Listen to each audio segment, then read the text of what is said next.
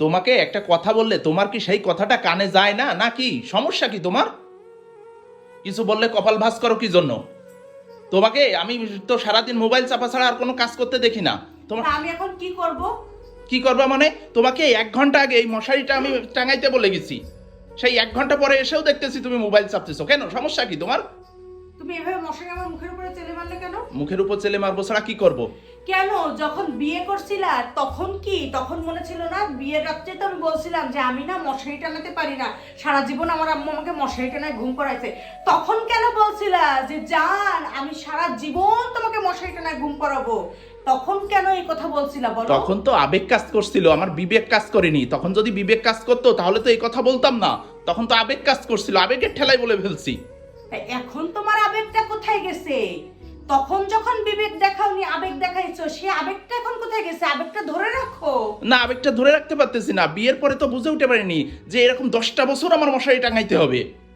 10 বছর কেন, আগামী 10 যুগও তোমার এই মশারি টানাতে হবে, কারণ আমি জীবনে কোনোদিন মশারি টানাইনি, আর এখন আমি মশারি টানাইতে পারবো না। বিয়ে করে আমি তোমার ভরণ পোষণের দায়িত্ব নিয়েছি, খাবার সবকিছু এভরিথিং এর দায়িত্ব নিয়েছি, এই মশারি টাঙানোর দায়িত্ব তো আমি নিইনি। অবশ্যই বিয়ের রাত্রে তুমি এই দায়িত্বটা নিছো মশারি টানানোর। এখন তুমি অস্বীকার করলে তো কাজ হবে না। শোনো, এই সব কথা আমি এখন শুনতে চাচ্ছি না।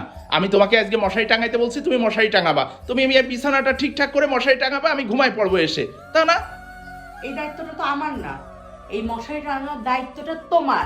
আমার দায়িত্ব রান্না বান্না করা, আমি রান্না বান্না করছি। আমার দায়িত্ব তোমাকে খেতে দাও, তোমাকে খেতে দিছি। কিন্তু এই রাত্রেবেলায় মশারি টানানোর দায়িত্বটা তোমার, এটা তুমি ভুললে চলবে না। কেন, কোথাও কি লেখা আছে যে এই পুরুষ মানুষের এই মশারি টাঙানো কথা? অবশ্যই আমার সংবিধানে লেখা আছে যে আমার স্বামী আমাকে মশারি টানায় ঘুম পাড়াবে। তোমার আবার কিসের সংবিধান?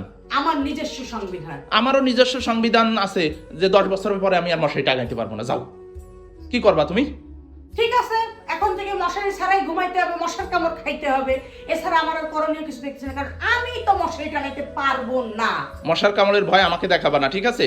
তুমি মশারি ছাড়া ঘুমাইতে পারো না, মাথায় নেই এই কথাটা তোমার? এই তুমি আমাকে এত হুমকি দেখাও না, এত ভয় দেখাও না, ঠিক আছে?